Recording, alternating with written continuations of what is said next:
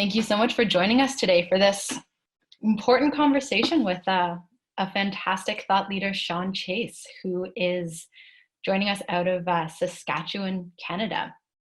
So today we are going to be chatting about leading with heart and the importance of resilience and connection, both navigating through this crisis, this change, and then also actually into this new normal that we are all learning to cope with. So I invite everyone to join the virtual conversation.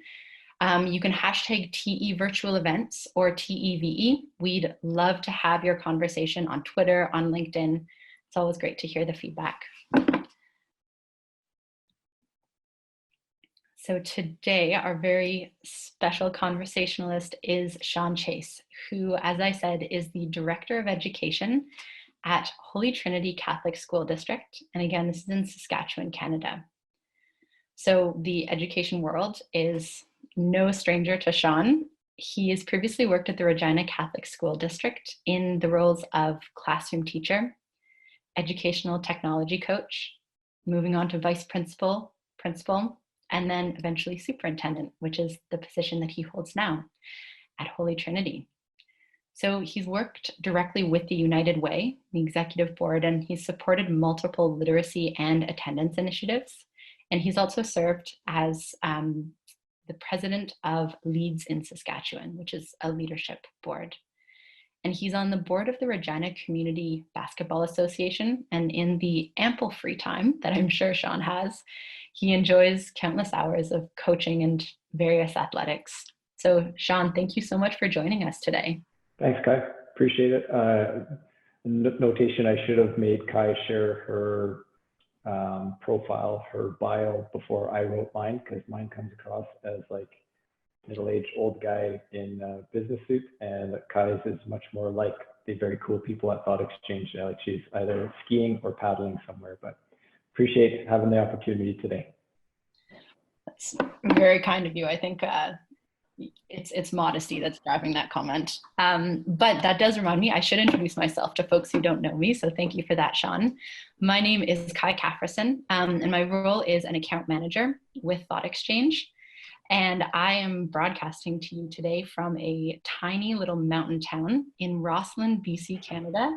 So that's the wild mountain activities that Sean's referring to. We finally got rid of the last piece of our snow, so spring is upon us. All right, so for our session today, I just want to start by grounding us in a little bit of a foundation. So I want to start with the idea that connection is more important right now than it ever has been before. And I think that we can probably all feel this in different ways in our own lives. It could be the way that we're really missing family members who we're far away from right now, or how we're coming to appreciate the connections for those that we're holding really close in these moments. I also want to invite us to consider that connection is an essential method of building resiliency as we navigate through these times of change, as we work in these moments of crisis, and how we actually show up in what this new normal is going to hold. So in so many ways, this truly is an unprecedented and it's a very challenging time. We also do have the opportunity to draw on some lessons learned in the past, though, specifically around how schools and communities are impacted and have recovered from similar times of tragedy. So there's a really wonderful book that some of you may be familiar with. It's by Matthew Pepper, and it's called Leading Schools During Crisis: What School Administrators Must Know. So when we actually look at the impacts of tragedies like Hurricane Katrina, the fires in Slave Lake, Alberta, and 9/11, we can see that communities with strong cultures, the ones who have ongoing practices of connection and engagement, are actually better able to weather and then recover from crisis and successfully adjust into the new normal after a crisis. So Pepper's research finds that the leaders in these times who prioritized inclusive decision-making, compassionate communication, and ongoing communication were actually better able to transform the grief of their community into hope. And Pepper finds that hope is a key driver for the strength of recovery. Another piece that we've learned from these historic tragedies are that, or rather is that in the medium term, which is about where we are now, we're starting to envision this new normal.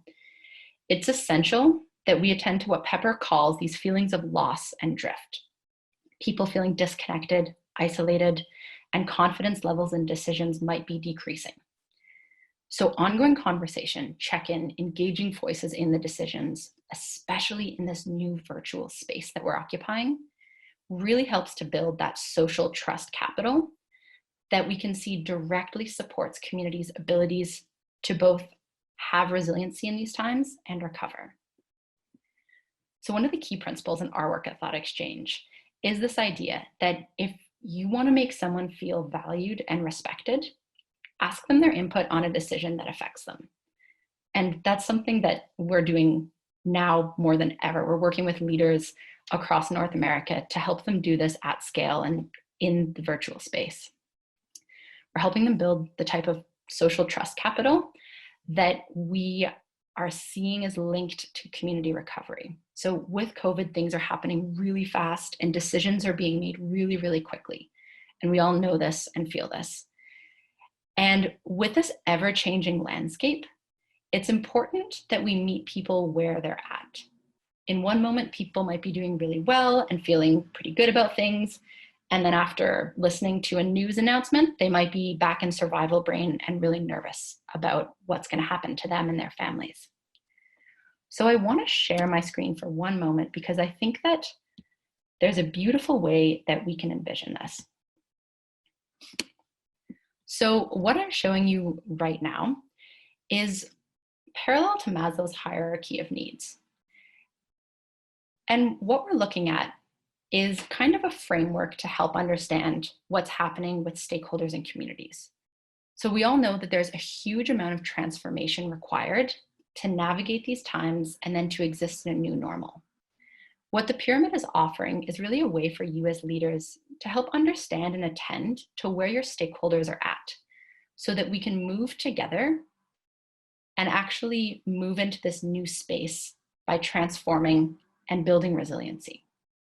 So for example, maybe your community has adapted pretty well. They're feeling pretty good about learning at home. They're out of the safety and security space. They feel good about the processes and systems, and they actually feel pretty connected to each other. When we start to look at what September and this new normal might hold, this could drop people back into that feeling of needing to attend to their own safety and security. Staff, parents, students might be operating down here at the bottom level. So the pyramid is helping us to really make sure that we're asking questions that are attending to where they're at, so perhaps safety and security, before we can even start thinking about what the possibility of innovation looks like, and making sure that we're bringing people along so that we're capitalizing on that social trust that's supporting the resiliency and recovery. So with this foundation set of looking at connection and social capital and how that builds resiliency, I really want to dive into the work, Sean, that you're doing and how you're incorporating this into your leadership. We really saw that you reached out early to your community and that you've maintained this ongoing connection as you're riding out these different waves of change. So I want to start off by having you tell us a little bit about how you're actually engaging your community and how you're keeping people connected in this new space. Thanks, Kai. A lot of it's based upon exactly what you were just showing at some of our weekly events with the Thoughtexchange group. I've been paying very close attention to some of the information that's been shared about the alignment with Maslow's hierarchy of needs. And in Saskatchewan, we were maybe a little bit behind some of the other provinces and certainly some of the states in terms of when the COVID reality really became prevalent for us. So we had to move very quickly when this all started. Much like everyone else, we sent some notices home on a Friday indicating that it was business as usual. We had a provincial conference call on the Sunday afternoon that still indicated business as usual. And by Monday morning, a new notice had come from the Chief Medical Health Officer as well as the Premier of the province saying schools would be closed by the end of the week and students could start heading home by that afternoon. So like everyone else, you had very little time to plan and change with that. And the unique portion for us, I think, compared to maybe some other jurisdictions, is staff were sent home on a pause for about a 9-day period at that point. So our senior staff who weren't part of that, so that the 10-month folks, we were left to do some planning. And one of the first things we conceptualized was, how do we reach out to families and learn a little bit about where their thought process is to help guide us in our reaction to it? So I think, like everyone else in reflection, when you just go to hit send on whatever your notice the link is to a thought exchange, a parallel to me is standing on a platform before ziplining. You thought it's a great idea, and as soon as you let go, you're worried about all the different things that could come in that you maybe didn't conceptualize. So we sent that out on a Monday during this pause time, and just asked families, what are you looking for from us? What's top of mind for you? What are the most important items for us to consider in any type of distance learning plan that we're going to formulate for our school division? And that evening, I was absolutely blown away by the rate of response in terms of numbers, as well as the messaging. And I think the key learning for myself and our team at that point was the exact empathetic version or leadership style that you've indicated here, Kai. I looked to we do a lot of work with Gallup Strength Finder in our organization, and to try and capitalize on the strengths of one another and work as a team. And my top strengths, strategic, achiever, competitive, are the top 3 in mine. So while we're sitting and formulating this plan, I'm wanting to go 100 miles an hour. Let's get everything in place, all the details, everything operational, and very concerned about what families are going to expect. Within a couple of hours that first night that it was open, we had several hundred responses already that came in. And much to my surprise, as well as I suppose when I looked at it afterwards, my relief, was the top messages, the top themes that came from families. They told us, stay safe. We want our children safe, and we want to look after the safety of you as our staff. They also told us in that case that we will be patient with you. We realize that this is going to be a huge learning curve for everyone involved. We will be patient. They also said, we're not teachers, so don't forget about us. Whatever you're asking us to do at home, we're not the trained professionals here. So have some empathy in terms of what our life circumstance is going to be. And finally, a real strong message at the top in terms of equity. Make sure you're looking out for everyone in the organization, families who are all over the place, regardless of what it is that their financial circumstances, especially if we're talking about technological. So I can't tell you how that, I can't even put it into words, how that just relaxed our entire team, starting with me, to be able to sit back, and I hear it all the time from the Thought Exchange folks, but lead from the heart. That was permission from our stakeholders to say, lead from the heart, the operational portions we'll get to, the academics. And Kai and I, you and I have been talking about that it set aside the IQ portion and allowed us to emphasize the EQ, your emotional quotient, but also your AQ, the adaptability quotient. And that's kind of really led our journey from this point. We had massive response to that parent stakeholder engagement, and then publishing that and sharing that with all of our staff while we listened to them and their thoughts and minds, what was top of hearts and minds for them, really grounded all of us in this empathetic response to the overall pandemic. Sean, I love this way that you're linking empathy with trust, and then you're getting into a little bit about accessing what's on people's hearts and minds. And I know that phrasing, what's on your hearts and minds, has come up in your questions a few times. And I'm really hearing that going out early to parents went against maybe some of your nature of wanting to move really quickly, but gave this grace of time for making decisions that do need to be done quickly, but have a bit of patience around that. And can you talk to me a little bit about the type of engagement and accessing what's on people's hearts and minds that's going on internally with your staff members? Sure. We've taken the same concept, and I had the good fortune of attending before Christmas an event, a Thought Exchange event in person. And I really loved the 5 minutes / 1 minute of fame concept of using some of the interactivity of the software and being able to search out top thoughts, whatever the topic is that you're meeting about, and then ask people to expand a little bit upon it. And then it gives you the chance as a leader to talk a little bit about that. Another, very famous in terms of many of us following the work of Brene Brown and talking about vulnerability in terms of leadership. And we spend a lot of time on that and creating those conditions of trust with your staff so that you can have, in her words, the rumbles where you know that you can challenge a point, you can talk about it firmly, and that we're setting aside egos and we're setting aside feelings to realize that we're getting to the business of the day. So one of the things we've adopted in almost all of our meetings, our admin council meetings with all of our principals, as well as our central office staff, is typically we're starting off with a simple thought exchange. In some of those cases, it is, you know, a week into us formally launching the distance learning plan in our school division. We met with our admin council and simply asked the question, so what's top of hearts and minds with your staff? What are you hearing from them right now? And so while they watch on screen in our virtual reality now and see those top thoughts come, and you try and stay quiet on the back end while you're moderating that, and 30 seconds to go in presenter mode.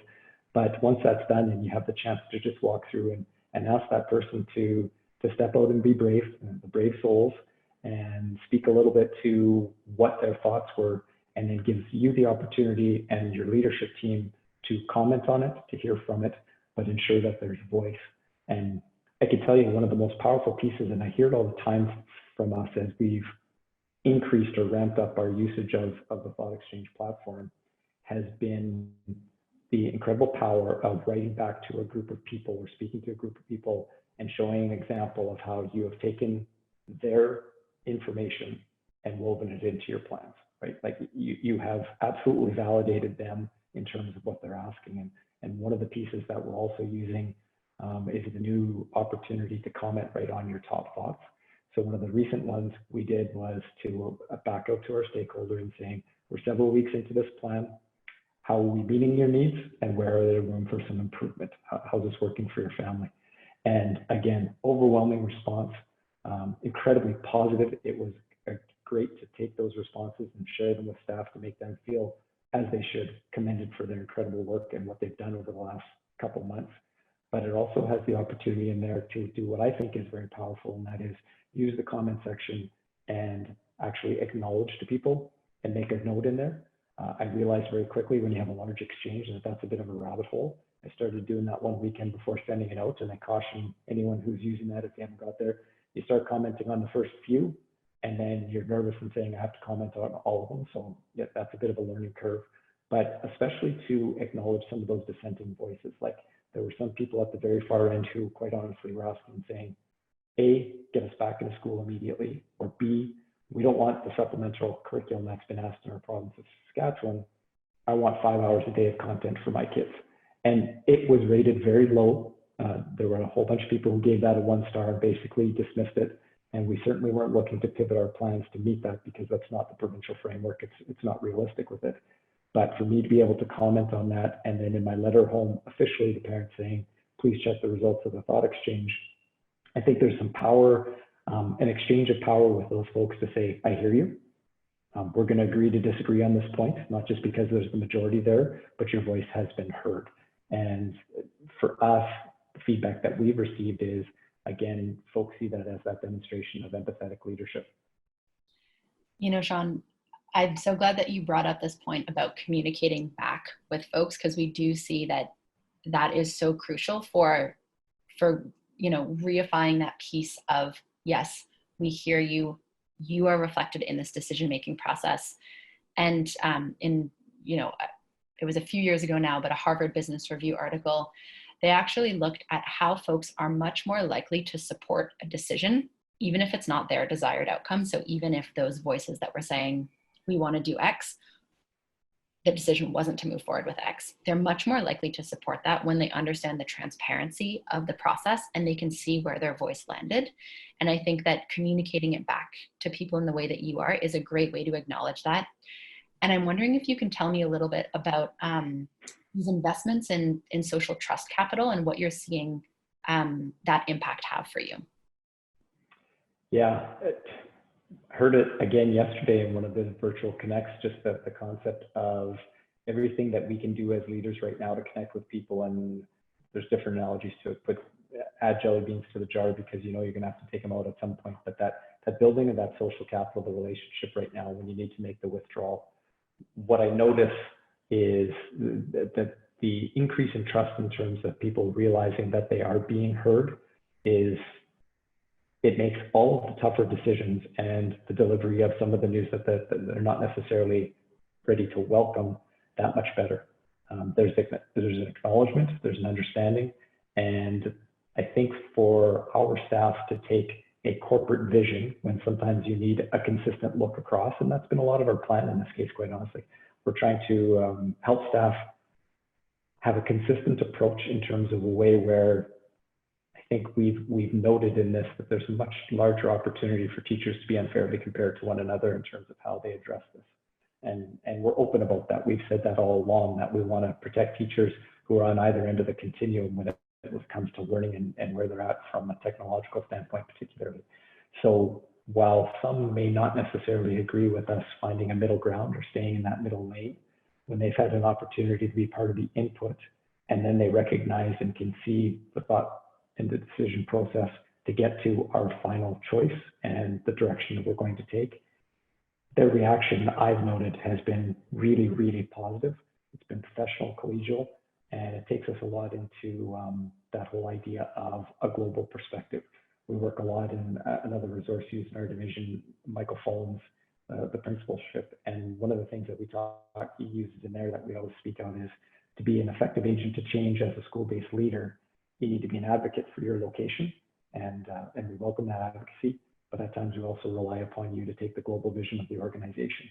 And if they have a lens into the decision-making process and they feel connected to how those decisions are made and that they're heard, we're certainly observing more and more folks that when you give them an answer that they don't necessarily want about staffing or whatever else it might be, that they're more willing to take the company line and move forward with it because they've understood the rationale and been part of the process.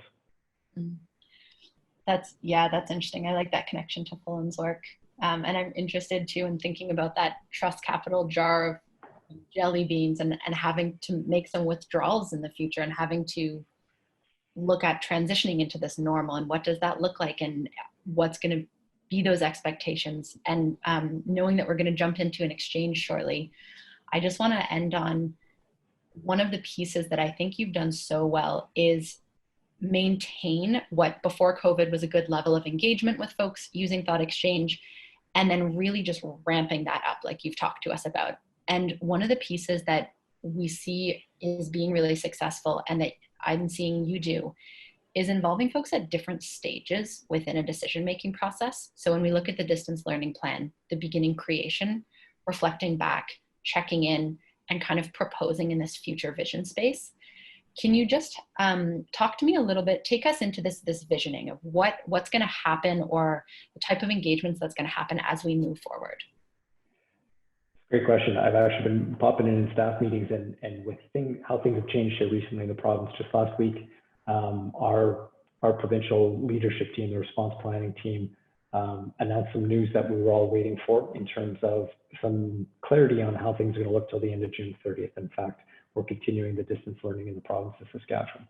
And with that, back to Maslow's hierarchy needs, it really struck us, our leadership team, of now everyone's going to jump ahead and start thinking September, right? Like, we're planners, we're educators, we're good to go, we want to get to it. And so I've been making the rounds, jumping into staff meetings, saying to people, we've got an RPT group, we've got great leadership there, and they've demonstrated that across the province. Be patient, give them a chance, let our exec council work on the framework they provide for us. Know that we've already demonstrated we will hear your voice. We've shown that again and again. So you'll have a chance to influence some of that direction moving forward so that we can come up with some of those plans for September.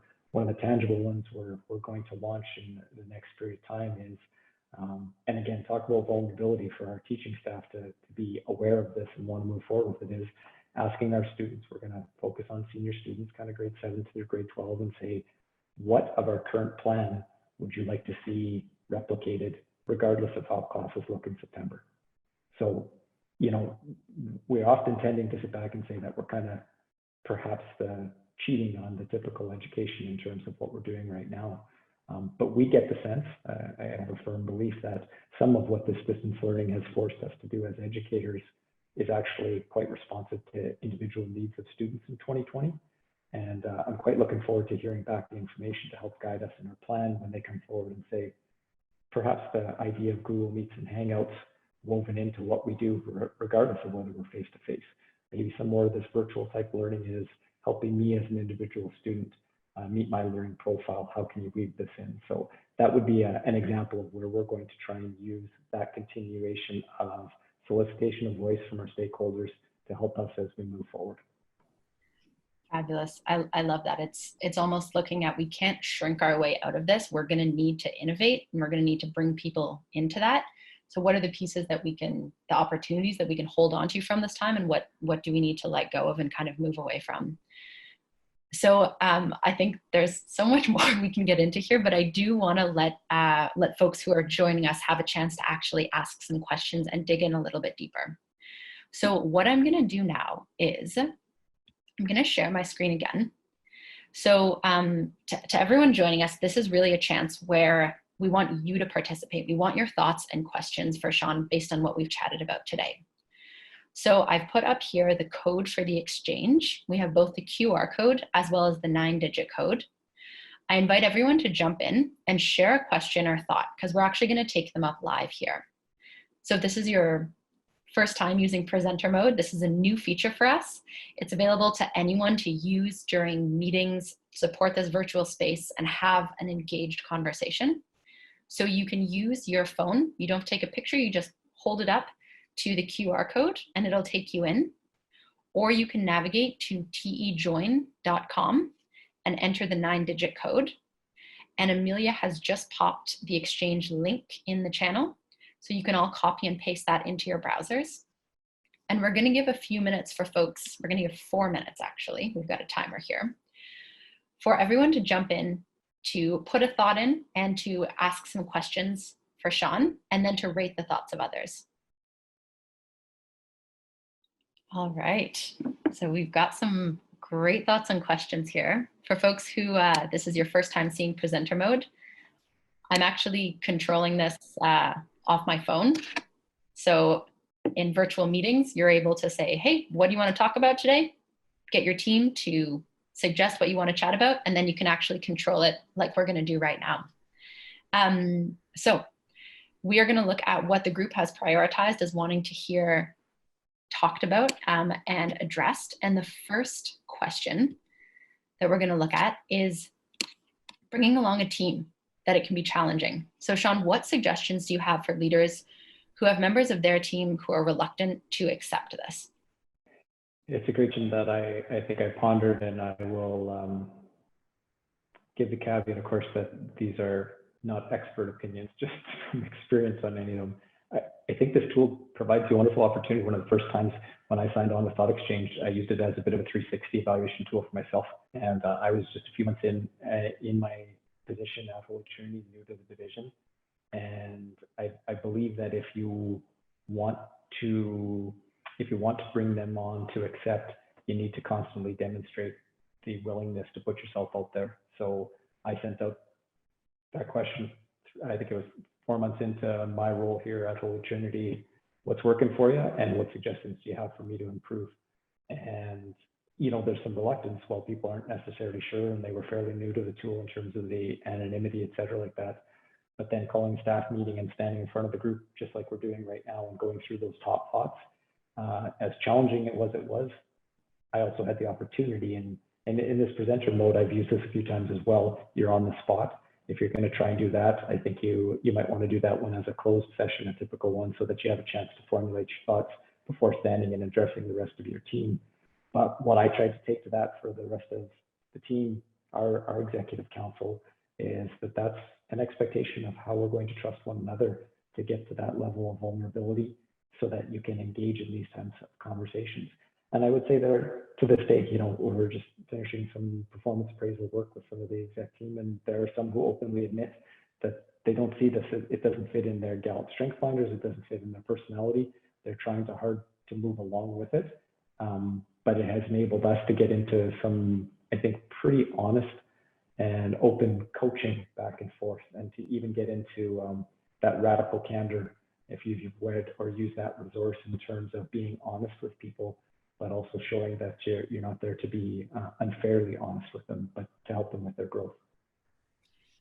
I love that. And I think it applies to, I'm not sure if the question is asking specifically about Thoughtexchange or about decisions in general, but I think you've answered so well of really that idea of not just leading with vulnerability, but leading by example with vulnerability for other leaders, and for helping a team come on board, acknowledging that there can be moments of these struggles and that these things are coming up for people, but almost exercising that compassionate leadership muscle and really sitting with people where they're at to be able to kind of stand up and walk together.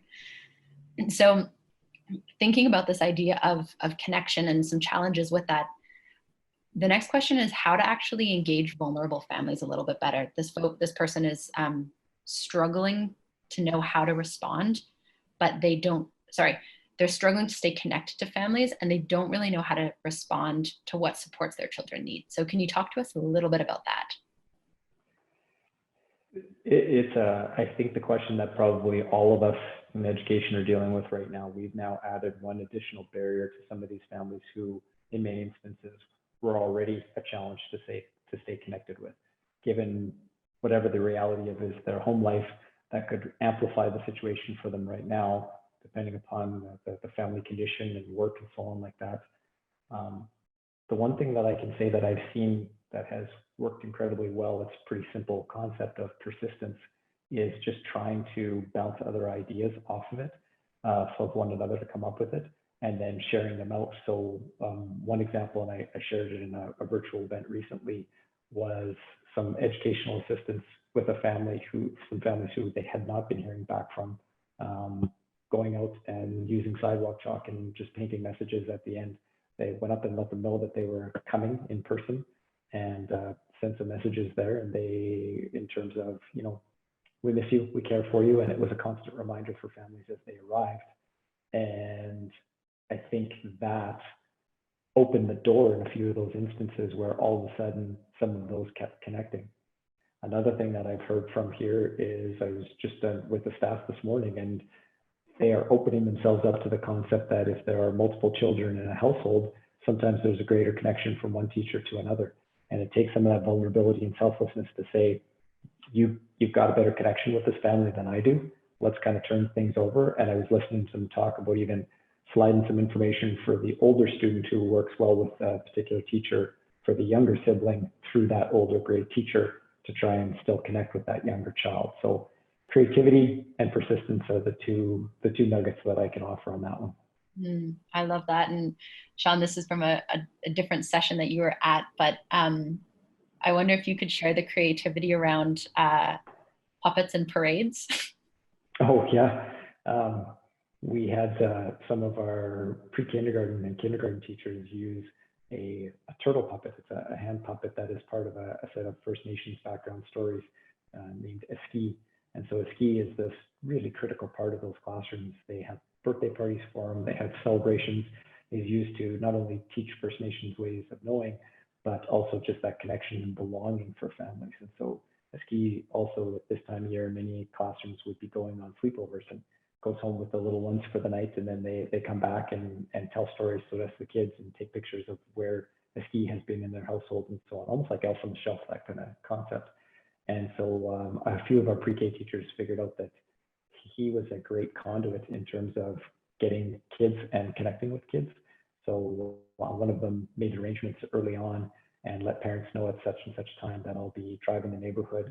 So she and her education assistant drove in a vehicle, separate vehicles, and went along and had a ski in the window, just kind of waving and so on to the kids. And the feedback that they received apparently from the parents was just, kids were absolutely ecstatic. They were ecstatic to see their teacher, but also to connect with that puppet who is designed the entire concept to build relationships and help children be a little less, maybe a little less or more disarmed in terms of their conversation. I love that. There's a bunch of really good ones, so I want to get through a few more in the time that we have. Can you talk to us a little bit about the thought process around this first engagement with parents? I know it would touch on this idea of vulnerability, but tell us what you were thinking when you decided to reach out to all your parents. Shortly after hitting send, as I said, I was asking the same question. What was I thinking? That's kind of the typical response in these massive ones that go up. The concept we kicked around when I brought it to our exec council team was, let's have an understanding of what's expected of us on the back end. We talk lots of begin with the end in mind in terms of your planning as an educator. And I felt it was really critical for us to understand what families were looking for on the back end.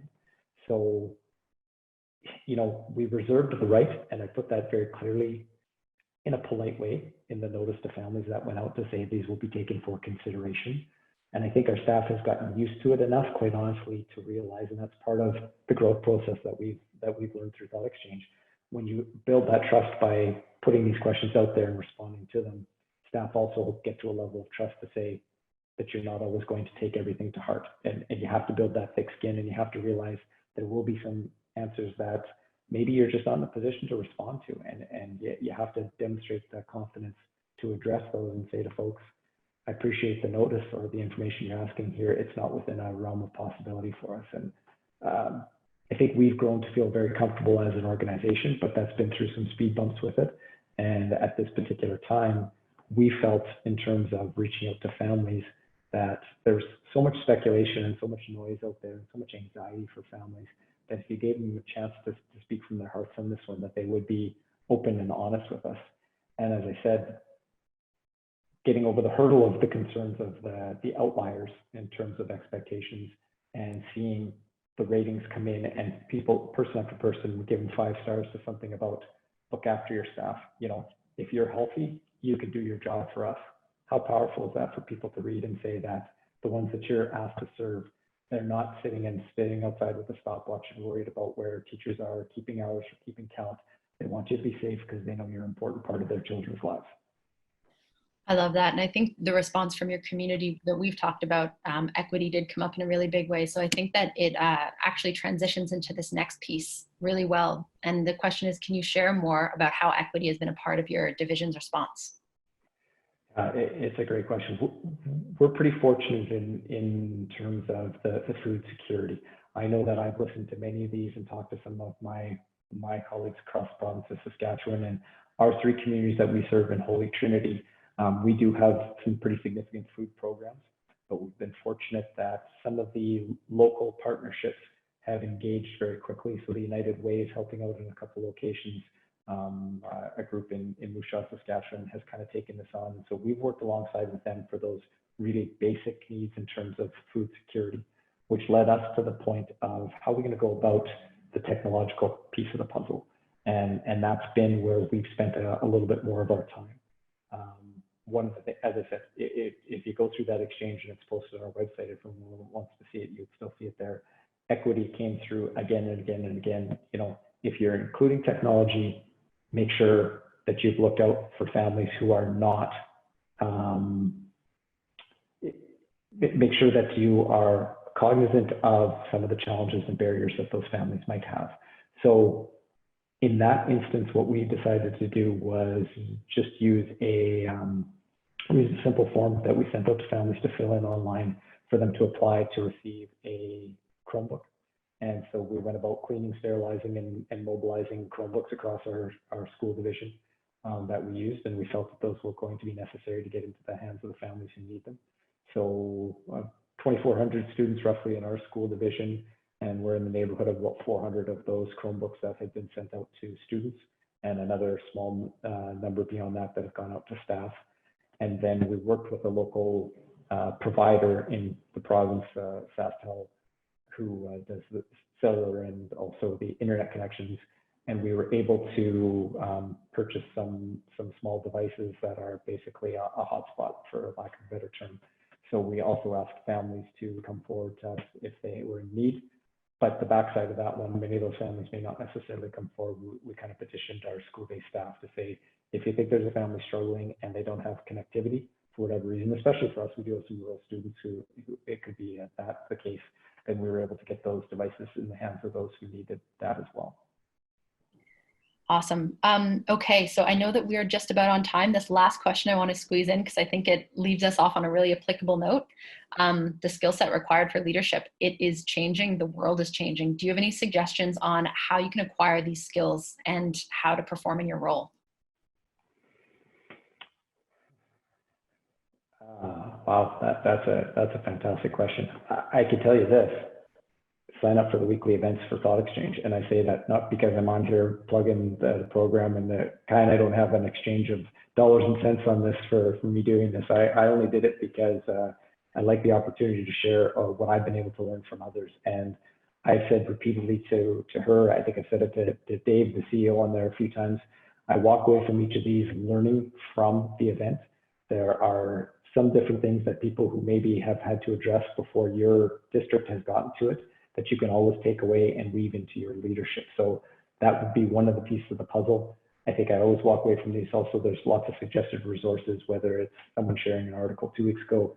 Dr. Quintin Shepherd was kind of leading one, and he pointed me to a Harvard Business Review article, and I subscribed to that, but he had one particularly picked out that talked about that empathetic exchange, and we've used it as a resource already in our school division and in our exec council. So those are the connecting of the networks right now is really critical. And then beyond that, there's a whole world of different professional development. I could go on forever on that one. One of the best things that I've done for PD, my last note on that, is to look for PD that's not necessarily related to education. I've spent some time in recent years working on a certification through a business school out of UBC. And what I note, and I think many of my colleagues in our senior positions in school division seeing right now, a lot of what we're doing is business. And I was the first one to admit that I had a pretty decent wealth of educational background, but the business aspects of the job sometimes are the most challenging ones for us because we just don't have that in your toolkit. So finding connections to the business world and being able to apply that learning to what you do in a leadership role has been really, really beneficial for me. I love that full circle with the connections. Sean, I know that we're about time here, so I just want to thank you so much for you sharing your time with us. It's always such a pleasure for me, and I know that folks have really taken a lot out of this, so just thank you so much from all of us. And for everyone who joined today, thank you for being part of the conversation, and thank you for your thoughts and time. And we will post some resources and follow up with some of the pieces we chatted about today. So thank you again, Sean. Good luck with everything. Thank you. And my pleasure. Have a fabulous rest of your day, folks. Take care.